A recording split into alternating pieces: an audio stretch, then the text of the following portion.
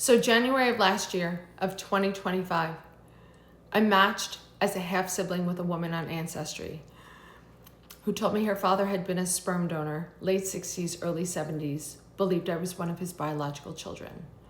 Turns out that she was right. The sister that I was raised with was only a half-sibling. I did a DNA test. She turned out that we shared a mother, not a father. I hear nothing from my mother. My mother's radio silent for like 9 weeks, nothing. Then she calls me and she's like, hey, how are you? I'm like, no. We're not chit-chatting at all. Who is this man? Who are these people?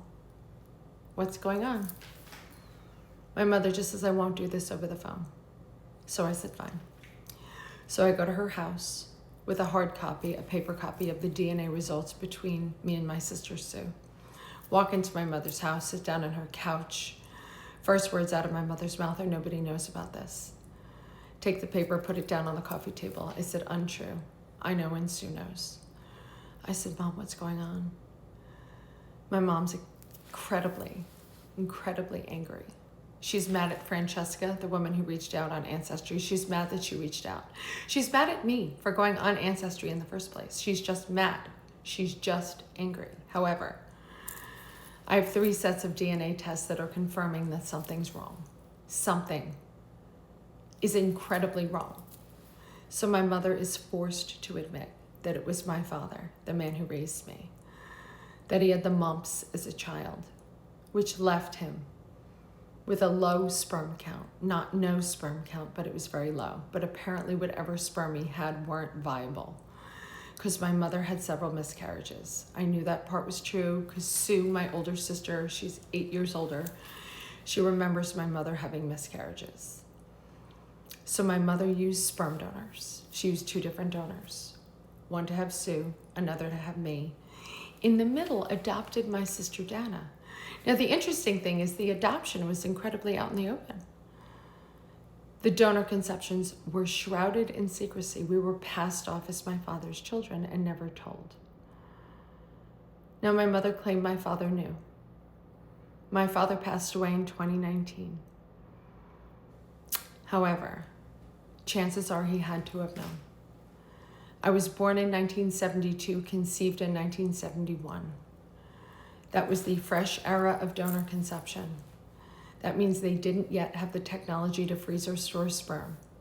They were using live donors. They're primarily using medical students. The medical student would go in through one door, go into his room and donate. The recipient would go in through another door, go into her room and wait. They couldn't freeze or store sperm. They had to use it quickly. Doctors doing inseminations in the 60s and 70s encouraged parents using a donor not to say anything, not to tell other family members, not to tell the child. They were trying to protect the donors. The donors are medical students who are going to become doctors.